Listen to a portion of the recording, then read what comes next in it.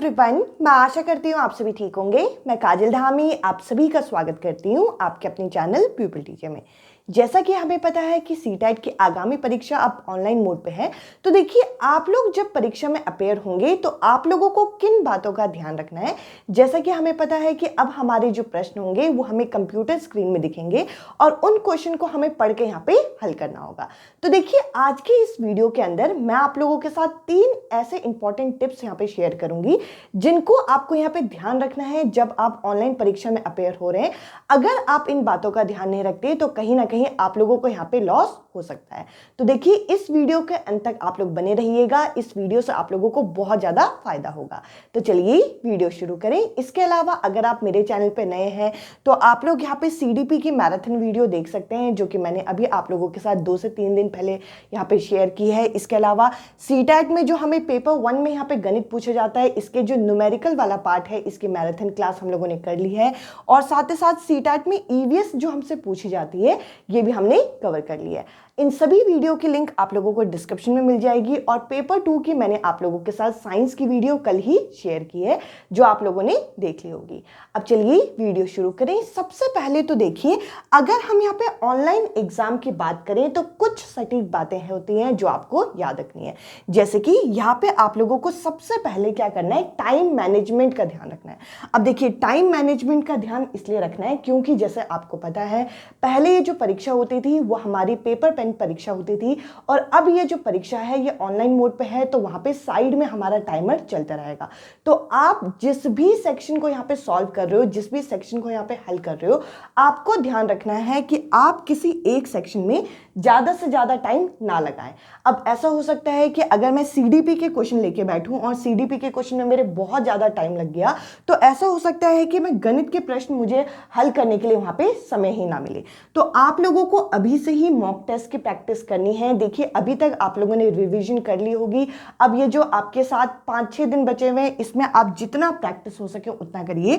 क्योंकि क्या होगा कि अगर आप यहीं से घर से ही यहाँ पे टाइम मैनेजमेंट करना ये चीज करके जाएंगे तो आप पेपर में आपका जो क्वेश्चन पेपर है वो टाइम से यहाँ पे खत्म होगा और आप एक एक क्वेश्चन को वहां पे देख भी पाएंगे। अब देखिए यहाँ पे हम लोगों को जो दूसरा सबसे महत्वपूर्ण डाउट है वो है कि अगर हमने किसी क्वेश्चन को यहाँ पे रिव्यू के लिए छोड़ दिया, तो देखिए आपको यहाँ पे रिव्यू के लिए छोड़ने के बाद उस क्वेश्चन पे वापस आना होगा और उस क्वेश्चन का जो आपका करेक्ट आंसर आपको लग रहा है उस करेक्ट आंसर को आपको टिक करने के बाद सेव एंड नेक्स्ट पे यहाँ पे क्लिक करना है। आपको इस क्वेश्चन को सेव एंड नेक्स्ट पे क्लिक करना है, तब जाके आपको उस क्वेश्चन के मार्क्स मिलेंगे।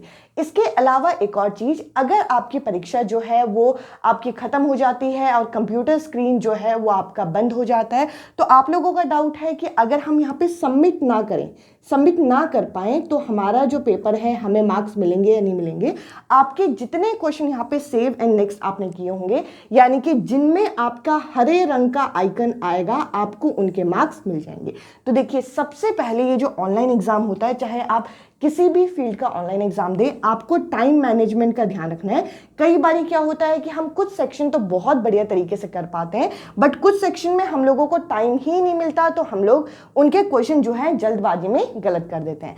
पर एक प्लस पॉइंट है आपके पास कि सीटेट परीक्षा में कोई भी अभी तक नेगेटिव मार्किंग नहीं है, तो कोई क्वेश्चन आप छोड़ के मत आइए। अगर लास्ट में आपके पास टाइम कम भी बचता है तो भी आप वहां पर जल्दी जल्दी में ऑप्शन तो टिक करके आइए और सेव एंड नेक्स्ट को क्लिक कर लीजिएगा। इसके अलावा आपको क्या करना है, जैसे कि हमें इस बार सीटेट द्वारा ये बताया गया है कि हमारी ये जो परीक्षा है उसमें जो क्वेश्चन आएंगे वो डायरेक्ट नहीं आएंगे। तो देखिए आपको यहाँ पे रीडिंग भी करनी है और केयरफुली रीडिंग करनी है। कई बार क्या होता है कि कोई टॉपिक हमने बहुत अच्छे से पढ़ा होता है, तो हम क्वेश्चन देख के हम सारे ऑप्शन को पढ़े बिना हम किसी एक ऑप्शन को वहां पे टिक कर लेते हैं। तो आपको सारे ऑप्शन को वहां पे केयरफुली देखना है। कई बार ऐसा हो सकता है कि जो ऑप्शन आपको उस क्वेश्चन का करेक्ट आंसर लग रहा है वो ऑप्शन उस क्वेश्चन का करेक्ट आंसर हो ही ना, तो थोड़ा सा आपका टाइम लगेगा। अगर कोई क्वेश्चन आपको आता है तो 10 से 12 सेकंड लगेंगे, पर आप उस क्वेश्चन को सही से आप कर पाएंगे। और फाइनल आपको आंसर क्या करना है, जो आपको लगे कि वो उस क्वेश्चन का करेक्ट आंसर है, उसमें आपको सेव एंड नेक्स्ट करके ही आपको दूसरे सेक्शन में जाना है। इसके अलावा ऑनलाइन एग्जाम में एक और ये डाउट होता है कि अगर मान लीजिए, जैसे कि आपने देखा होगा कि मॉक टेस्ट में भी हमें यहाँ पे 3 सेक्शन अलग अलग दे रखे हैं।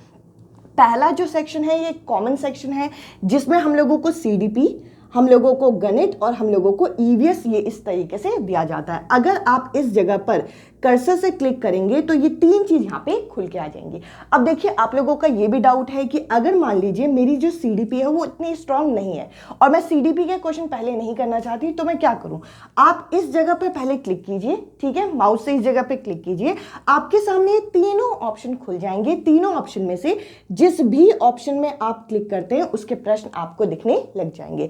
तो जो आपका सेक्शन स्ट्रांग है उस सेक्शन के प्रश्नों को आप पहले करिए ताकि आपका टाइम जो है वो बच सके ऐसे वाले सेक्शन के लिए जिसके क्वेश्चन को करने में, जैसे कि मैथ्स के क्वेश्चन को करने में थोड़ा टाइम लगता है। अब देखिए ये जो पहला सेक्शन है ये आपका कॉमन सेक्शन है जिसमें आपको 3 सब्जेक्ट मिल जाएंगे। तो देखिए यहां पे अगर हम देखें तो 30 यहां पे, 30 यहाँ पे और 30 यहाँ पे, 90 अंक तो यहीं पे है जो आपका सीटेट के जनरल कैंडिडेट के लिए क्वालिफाइंग मार्क्स है। अब देखिए लैंग्वेज का चयन पहले भी लोगों से गलत होता था, कई बारी हो जाता है कि हम लोग लैंग्वेज 1 यहाँ पे फॉर्म फिल करते हुए अलग भरते हैं और पेपर में कई बारी दूसरी लैंग्वेज करके आ जाते हैं, मान के चलिए।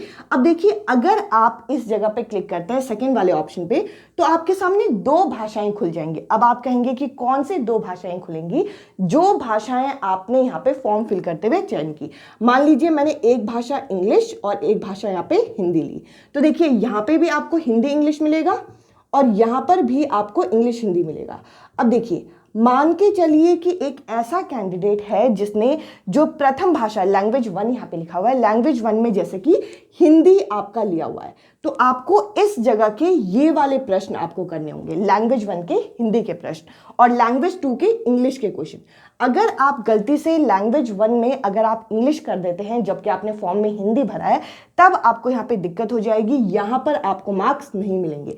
आपको फॉर्म फिल करते हुए आपने जो भाषा का चयन जिस तरीके से कर रखा है, लैंग्वेज 1 आपने जो भाषा ले रखी, इसके अलावा आप लोगों को एक डाउट है कि मॉक टेस्ट में तो सिर्फ इंग्लिश और हिंदी दिख रहा है, हमने जैसे कि मान लीजिए संस्कृत ले रखा है, उर्दू ले रखा है, तब क्या होगा? आपने जो फॉर्म फिल करते हुए जो भी भाषा यहाँ पे ले रखी है वही भाषा आपको यहाँ पे स्क्रीन में दिखाई देगी। इस चीज के लिए आप निष्फिक्र रहिए। तो देखिए ऑनलाइन एग्जाम के लिए आपको इन्हीं चीजों का ध्यान रखना है कि आपको टाइम मैनेजमेंट करना है, साथ ही साथ आपको ऑप्शन को और क्वेश्चन को दोनों को अच्छे तरीके से पढ़ना है, सेव एंड नेक्स्ट में टिक करना है। इसके अलावा जो लैंग्वेज है इस चीज का खास ध्यान रखना है कि लैंग्वेज के प्रश्न करते हुए आपको किन बातों का ध्यान रखना है। जो आपने फॉर्म फिल करते हुए जो लैंग्वेज यहाँ पे चयन की थी उसी के हिसाब से आप अपना पेपर करेंगे। आई होप ये वीडियो आप लोगों को इफेक्टिव लगी हो और इस वीडियो की हेल्प से आप लोग अपनी ऑनलाइन परीक्षा जो है अच्छे से अच्छे अंकों से क्लियर करें। आज की इस वीडियो में इतना ही। अब मैं आपसे मिलूंगी अगली वीडियो में अगले टॉपिक के साथ। Bye bye, take care.